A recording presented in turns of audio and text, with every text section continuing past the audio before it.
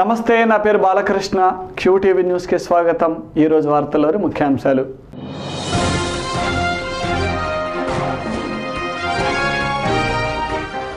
బాధితులకు సత్వరమే న్యాయం అందేలా చూడాలి. హైకోర్టు సీనియర్ న్యాయమూర్తి నరసింహారెడ్డి.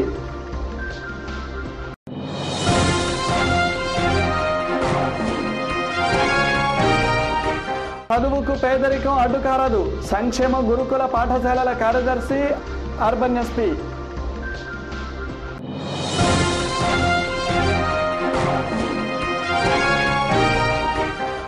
నగరంలో ప్రారంభమైన మున్సిపల్ కార్మికుల సమ్మె. డిమాండ్లను అంగీకరించాలన్న కార్మికులు. బాధితులకు సత్వరమే న్యాయం అందేలా న్యాయమూర్తులు చూడాలని హైకోర్టు సీనియర్ న్యాయమూర్తి జిల్లా ఇన్ఛార్జి జడ్జి ఎల్ నరసింహారెడ్డి కోరారు. స్థానిక గుంటూరు కోర్టు భవనాల ప్రాంగణంలో జిల్లాలోని వివిధ న్యాయమూర్తులతో ఆయన సమీక్షా సమావేశం నిర్వహించారు. జిల్లా ప్రధాన న్యాయమూర్తి రఫీ కూడా ఈ సందర్భంగా ప్రసంగించారు.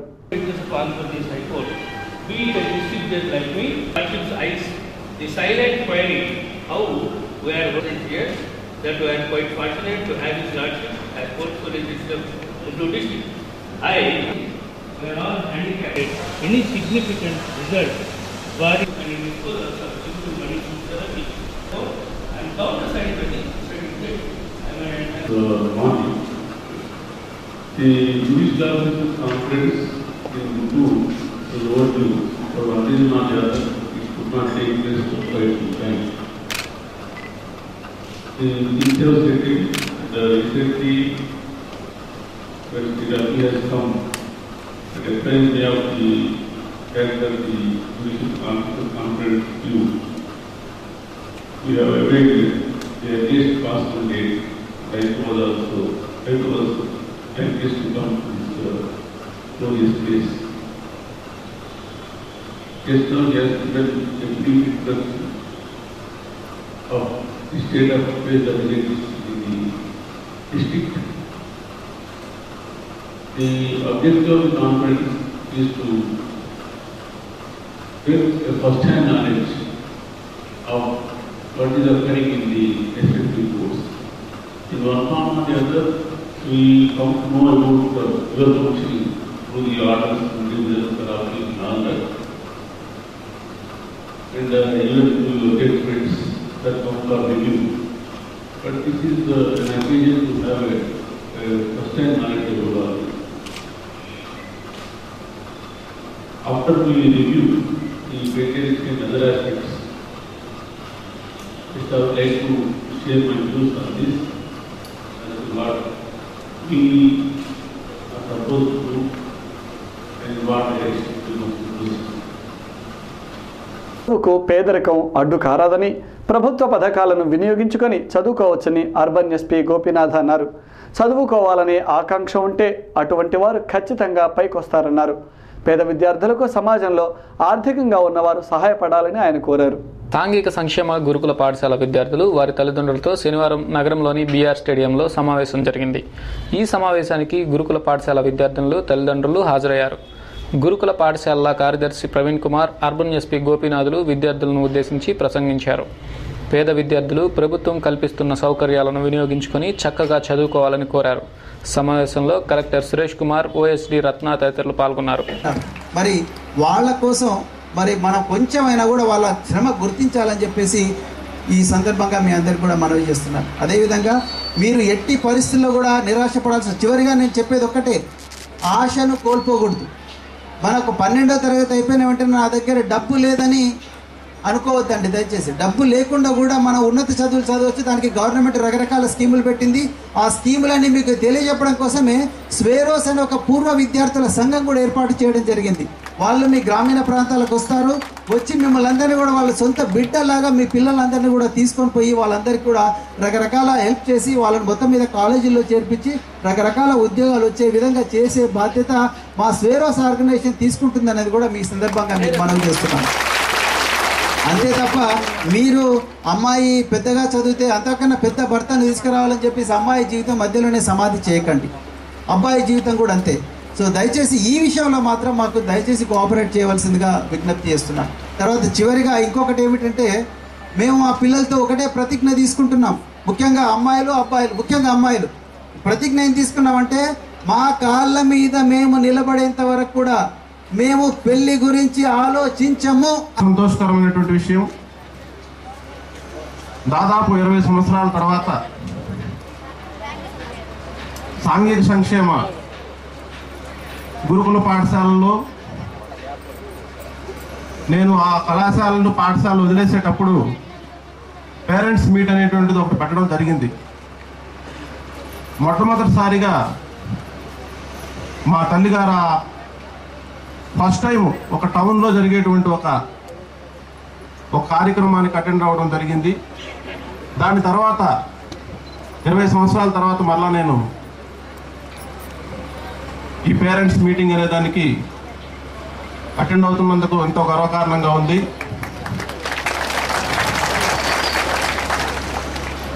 మాది నెల్లూరు జిల్లా ఓజీలి మండలం కరబల్లవోలు గ్రామం నుంచి నేను వచ్చాను. చాలా మాది కుగ్రామం. ఈ రోజుకి కూడా ఆర్టీసీ బస్ ఫెసిలిటీ లేనటువంటి ఒక చిన్న గ్రామం.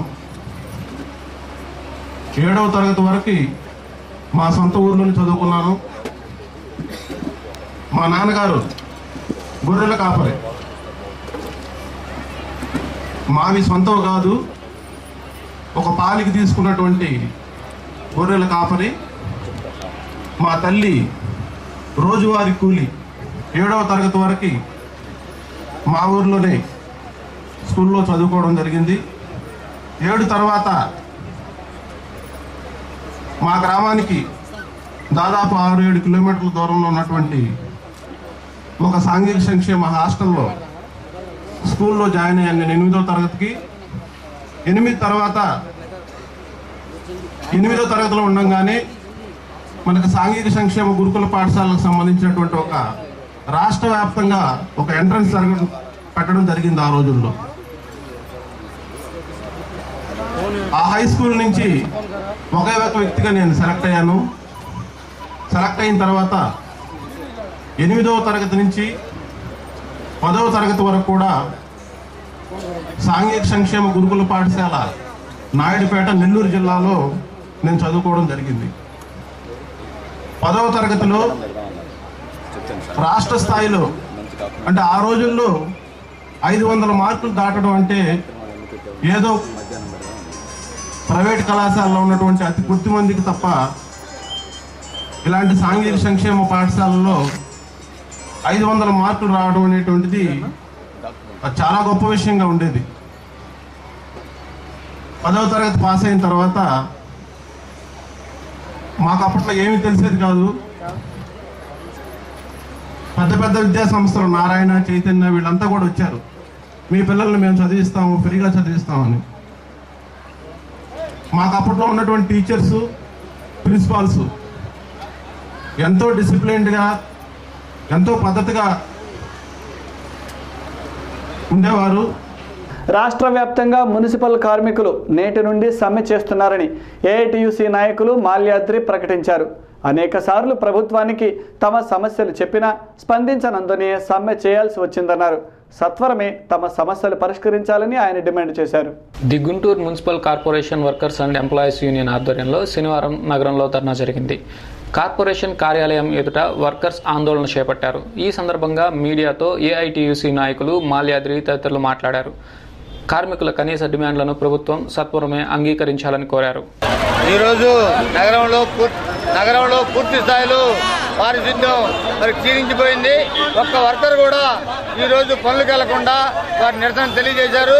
దానికి ఏఐటీసీగా కార్మికులందరికీ ధన్యవాదాలు తెలియజేస్తా ఉన్నాం.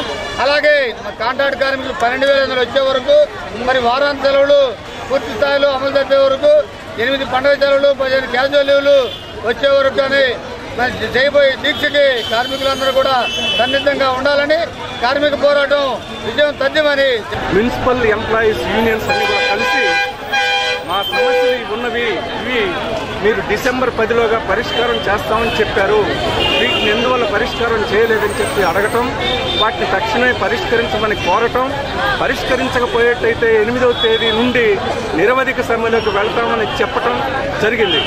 అయినప్పటికీ ఈ ప్రభుత్వం కార్మికుల యొక్క సమస్యల పట్ల తీవ్ర నిర్లక్ష్యాన్ని ప్రదర్శిస్తూ ఉన్నది. ఆర్టీసీ కార్మికులకు 27% ఐఆర్ ఇచ్చారు, రాష్ట్ర ప్రభుత్వ ఉద్యోగులకు ఐఆర్ 27% ఇచ్చారు. మున్సిపల్ కార్మికులు ఏమి పాపం చేశారని వీళ్ళని నిర్లక్ష్యం చేస్తున్నారని చెప్పి మనం ప్రశ్నిస్తూ ఉన్నాం.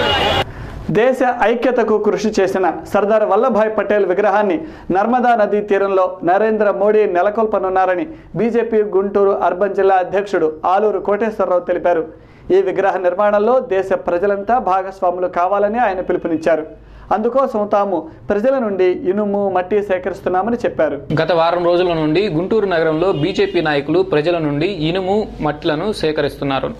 నర్మదా నదీ తీరంలో నిర్వహించనున్న సర్దార్ వల్లభాయ్ పటేల్ విగ్రహ నిర్మాణంలో ఈ మట్టిని, ఇనుమును వినియోగిస్తారు. శనివారం 44వ డివిజన్ పరిధిలో ఉన్న అరండల్పేటలో సేకరణ కార్యక్రమాన్ని నిర్వహించారు.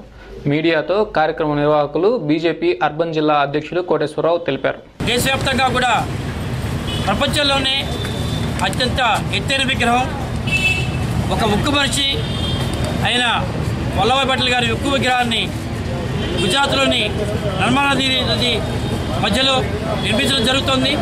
దేశంలో ఎన్ని గ్రామాల నుంచి కూడా ఉక్కుని రైతుల వద్ద నుంచి, అలాగే మట్టిని సేకరించి ఆ మట్టితో, ఆ ఉక్కుతో ఆ సర్దార్ వల్లభాయ్ పటేల్ గారి దేశ సేవకి నివాళులు అర్పించాలనే ఉద్దేశంతో ఈ నర్మదా నది ఒడ్డున నిర్మిస్తున్న ఈ విగ్రహ నిర్మాణంలో దాన్ని ఉపయోగించడం జరుగుతుంది. కాబట్టి మన గుంటూరు నగర ప్రజలందరూ కూడా విజ్ఞప్తి చేస్తాం, ఈ సంతకాల సేకరణలో, ఈ మట్టి సేకరణలో, ఈ ఉక్కు సేకరణలో మీరందరూ భాగస్వాములై మన దేశభక్తిని, ఐక్యతను చాటి చెప్పాలని. నగరంలోని కొత్తపేటలో నూతన రహదారి నిర్మాణం ఆధునికంగా జరిగిందని ఎమ్మెల్యే మస్తాన్ వలీ చెప్పారు. ఈ రహదారి నిర్మాణానికి సహకరించిన ఇంజనీరింగ్ కార్పొరేషన్ అధికారులకు ధన్యవాదాలన్నారు. కాంగ్రెస్ పార్టీ ప్రభుత్వం అభివృద్ధి కార్యక్రమాలకు అధిక ప్రాధాన్యత ఇస్తున్నదని ఆయన చెప్పారు.